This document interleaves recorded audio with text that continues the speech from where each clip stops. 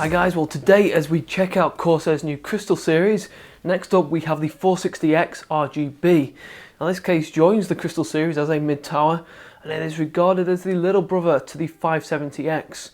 So if you're still wanting some tempered glass but you have a smaller budget, then this one here could be a good one to go with. While the 460X still accommodates the 80X form factor, this chassis is surprisingly compact and yet it still offers great support for high-end kit. Inside, the case is equipped with the traditional layout, which offers up a tool-free design, a triple fan configuration and different storage options. Now in terms of the pricing for this case, in the UK it is $110 for the non-RGB, $140 for the RGB, and then in the US it is $120 for the non-RGB, $140 for the RGB. The difference with the RGB version is that you get a trio of fans at the front, which are fully customizable with the controls on the front panel.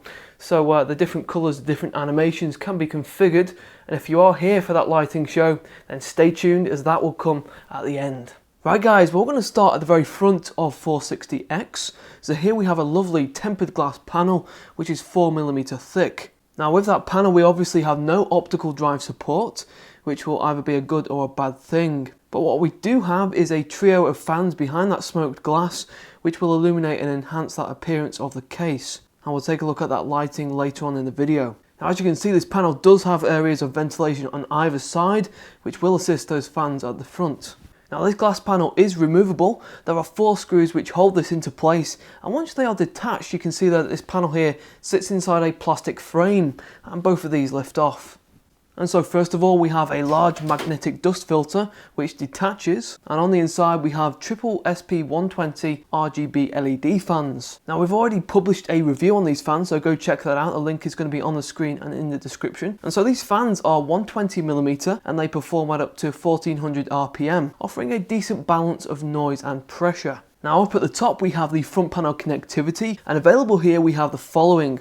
I have a button there to modify the colour of those front fans, a button to modify the lighting speed, a button to modify the lighting mode, and then we have the reset button, activity LED, the headphone and microphone jacks, and finally the power button. And so with that lighting control we have the option of white, red, orange, yellow, green, blue, violet, and then a cycle of all of these colours. And then in regards to the speed we have high, medium and slow.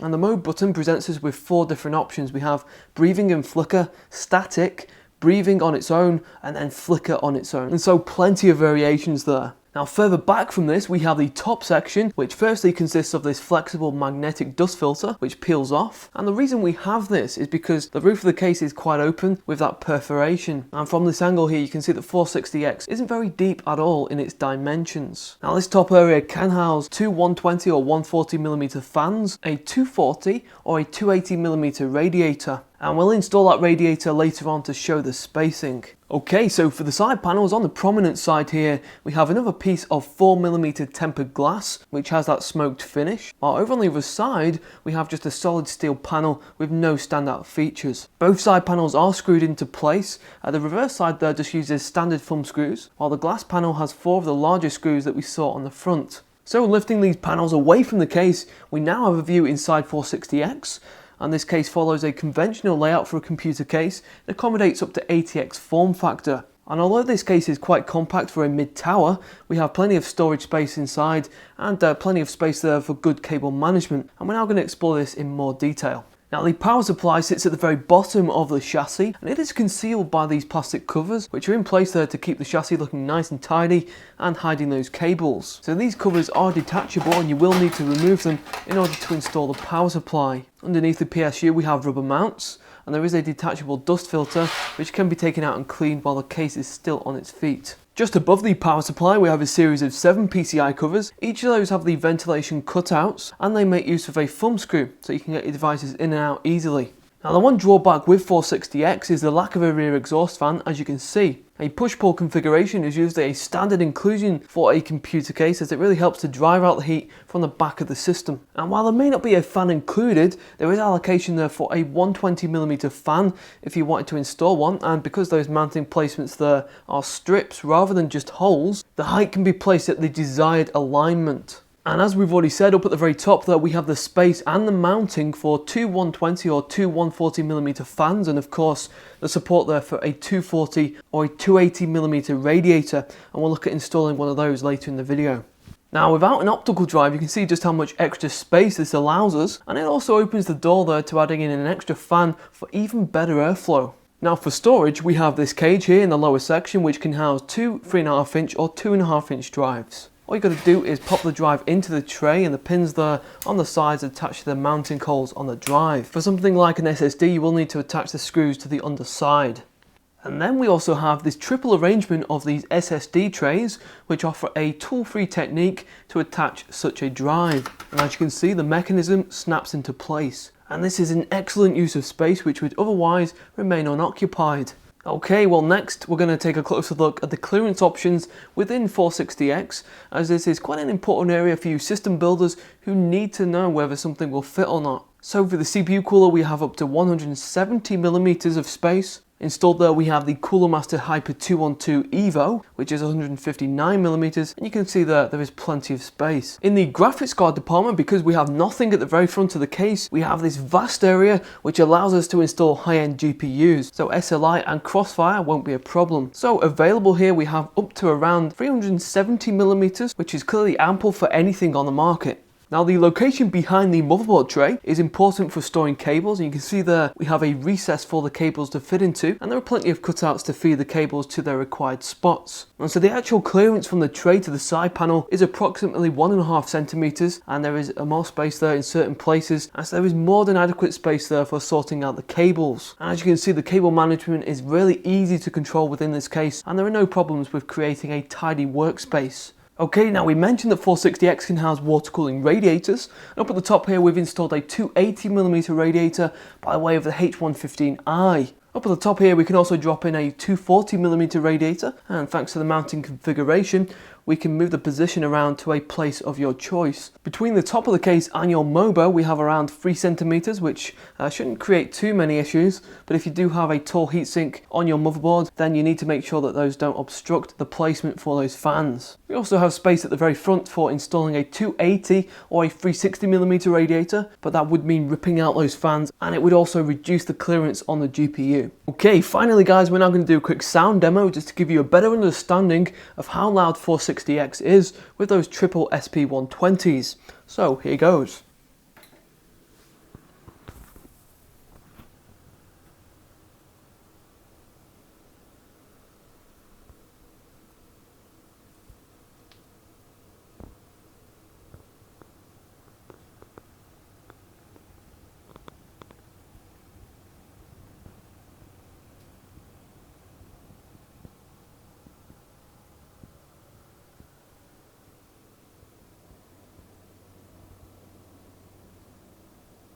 And here is a demo of the lighting system with its different colours.